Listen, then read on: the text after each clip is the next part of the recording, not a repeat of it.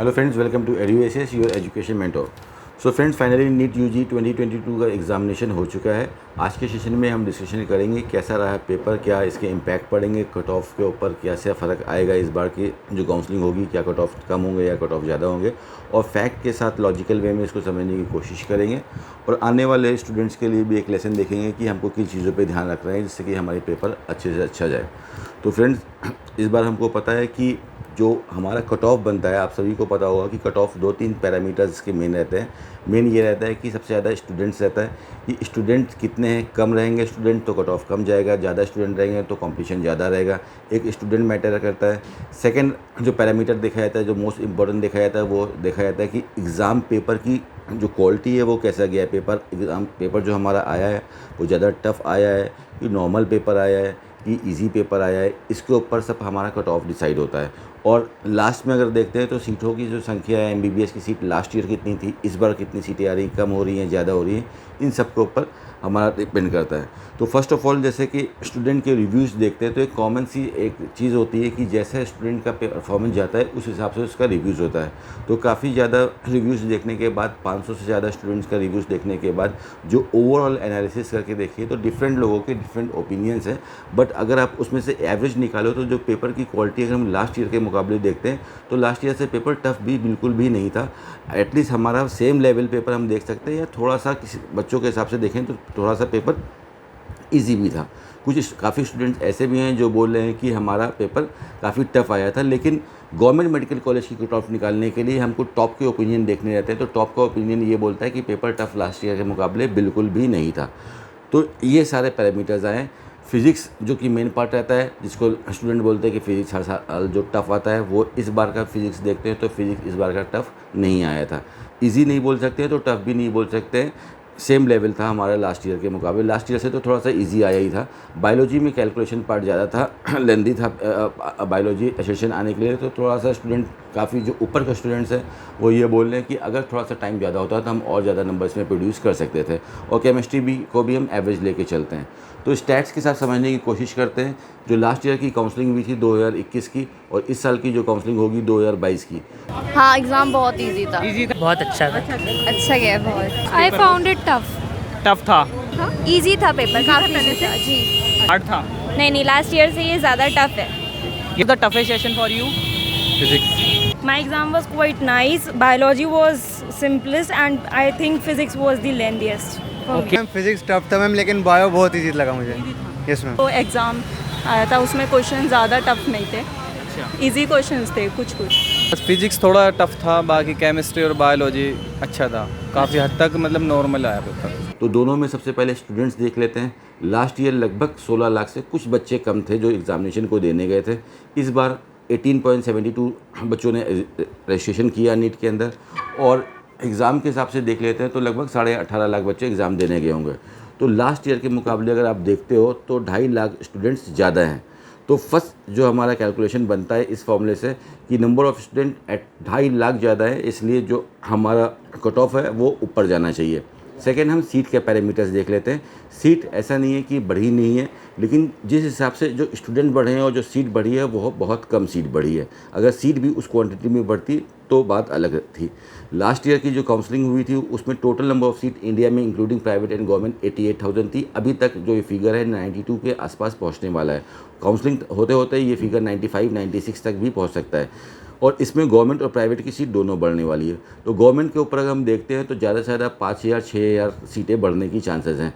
तो इतना ज़्यादा वॉल्यूम में सीट्स नहीं बढ़नी है। जिस हिसाब से स्टूडेंट बढ़े हैं, 2.5 लाख स्टूडेंट बढ़े हैं, उस हिसाब से उतनी सीट्स नहीं बढ़नी है। तो सेकंड पैरामीटर जो सीट का है वो भी बताता है कि कट ऑफ के अंदर कोई रिलैक्सेशन आने वाला नहीं है। बहुत ज़्यादा नहीं तो थोड़ा बहुत कट ऑफ बिल्कुल ऊपर जाएगा, सीट के पैरामीटर से देखते हैं। और थर्ड पैरामीटर हमारा एग्ज़ाम का जो आया है, कल का जो एग्ज़ाम हमारा डिज़ाइन हुआ था, क्वेश्चन पेपर जो डिज़ाइन हुआ था, उसमें भी जो हम टॉप ओपिनियन लेके चलते हैं तो वो पेपर लास्ट ईयर के मुकाबले मैक्सिमम स्टूडेंट का कहना है कि पेपर एवरेज था, ज़्यादा टफ नहीं था। और कुछ जो टॉपर स्टूडेंट थे उनका कहना था कि पेपर हमारा सिंपल था, ज़्यादा कोई टफ पेपर नहीं था। अगर आपने पेपर को कई बार दिया है, प्रैक्टिस है, डिलीवरी की आपकी, तो पेपर उन लोगों का ईजी आया है। तो थर्ड पैरामीटर्स भी हमारा बोल रहा है कि कट ऑफ हमारे ऊपर जाएंगे। जब भी हम गवर्नमेंट मेडिकल कॉलेज की कट ऑफ का कैलकुलेशन करते हैं, इसको एक फॉर्मूला से समझने की कोशिश करते हैं फ्रेंड्स, कि अगर हम लास्ट ईयर देखते हैं तो नियर अबाउट 44,000 सीट्स थी गवर्नमेंट के अंदर। इस बार अगर आप देखते हो बहुत ज़्यादा सीट इंक्रीमेंट होता है तो 50,000 तक पहुँच सकती हैं सीटें, लेकिन थोड़ी हमारा कैलकुलेशन बोलता है कि 47-48,000 तक गवर्नमेंट सीट्स जाएंगी। ठीक है, तो हमको पता है कि 18.5 लाख बच्चे थे। 18.5 लाख का अगर 10% ले लेते हैं तो 1,80,000, 5% ले लेते हैं तो 90,000 और 2.5% लेते हैं तो हमारी गवर्नमेंट सीट के हिसाब से बनते हैं। तो गवर्नमेंट का कट ऑफ निकालने के लिए जो टोटल बच्चे बैठे थे उसमें से सिर्फ 2.5% बच्चों के उतने नंबर होने चाहिए।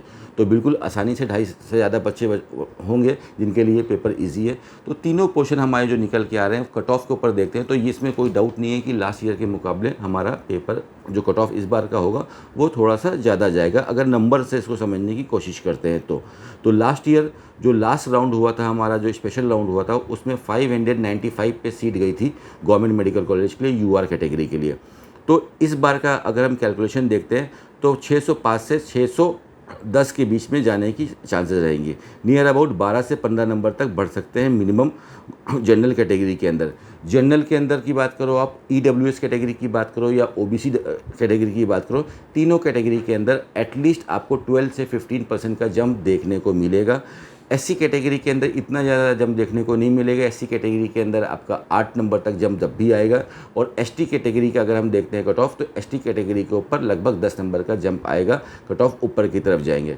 और ये फॉर्मूला आप अपने स्टेट में भी इम्प्लीमेंट कर सकते हो और ऑल इंडिया कोटा में भी इम्प्लीमेंट कर सकते हो। तो ये चीज़ बिल्कुल क्लियर है कि जो गवर्नमेंट का कट ऑफ है वो लास्ट ईयर के मुकाबले थोड़ा सा ज़्यादा जाएगा।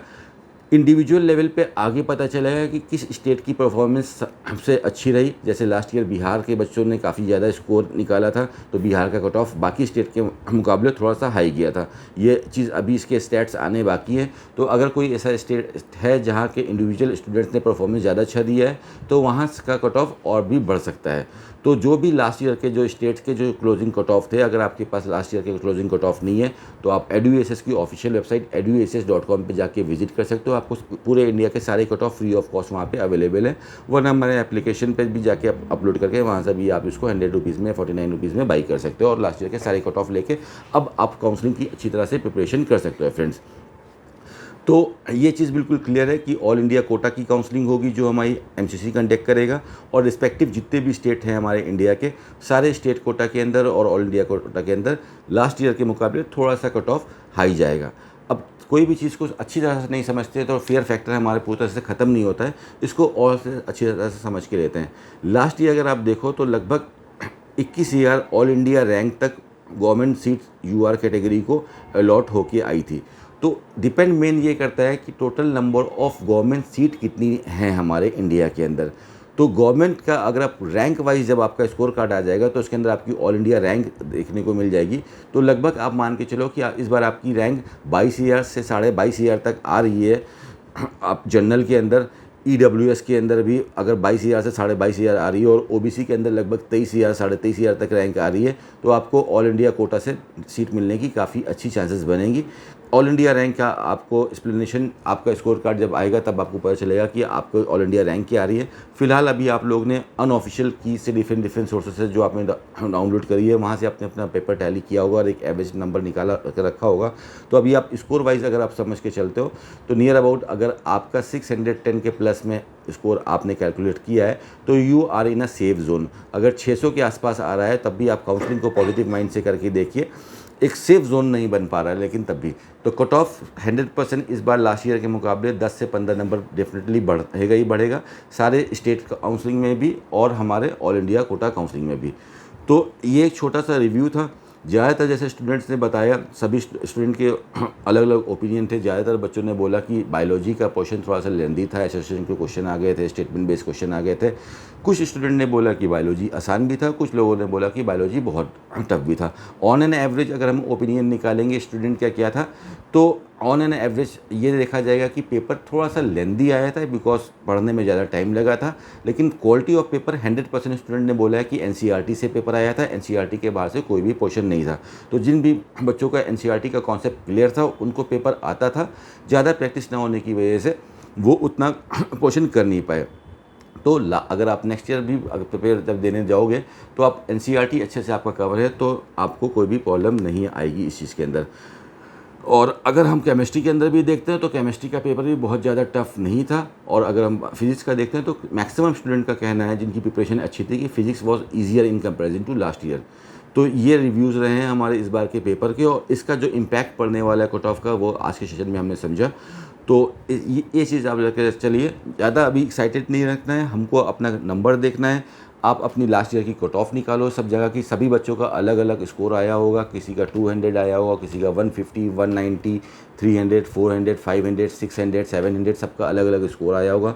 फ़िलहाल अभी आपका एग्ज़ाम ख़त्म हो गया है, बिल्कुल ईजी हो जाइए, फ्रेश हो जाइए। अब आपके ऊपर कोई भी ऐसा बर्डन नहीं है, बस आपको काउंसलिंग को समझना है। एक अच्छा आप काउंसलिंग मेंटर लेके भी काउंसलिंग करा सकते हो, और खुद से काउंसलिंग करने जा रहे हो तो एटलीस्ट उसकी प्रिपरेशन कर लीजिए कि आप लास्ट ईयर के कट ऑफ निकाल के देख लीजिए, आपका क्या स्कोर आ रहा है वो देख लीजिए, और ऑप्शन देख लीजिए कि लास्ट ईयर हमारे स्कोर पे कहाँ कहाँ पे सीटें मिली थी।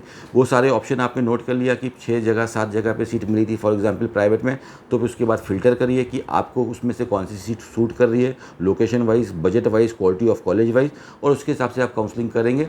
अगर अच्छी आपके पास इंफॉर्मेशन है, उसको अच्छी तरह से यूज़ कर रहे हो तो काउंसलिंग ईजिली आप करके सीट लेके चले जाओगे।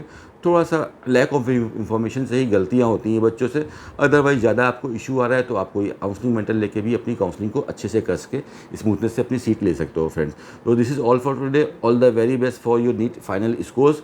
और अब नेक्स्ट सेशन में हम मिलेंगे जहाँ पे इंडिया के सारे स्टेट्स और ऑल इंडिया कोटा के कट ऑफ को डिस्कस करेंगे कि इस बार के क्या कट ऑफ जा सकता है, कौन सी कैटेगरी के अंदर, वो नेक्स्ट सेशन में हम एक्सप्लेन करेंगे फ्रेंड। जो सेशन आपके पास होपफुली जल्दी से जल्दी आ जाएगा friend. Thank you so much for watching us.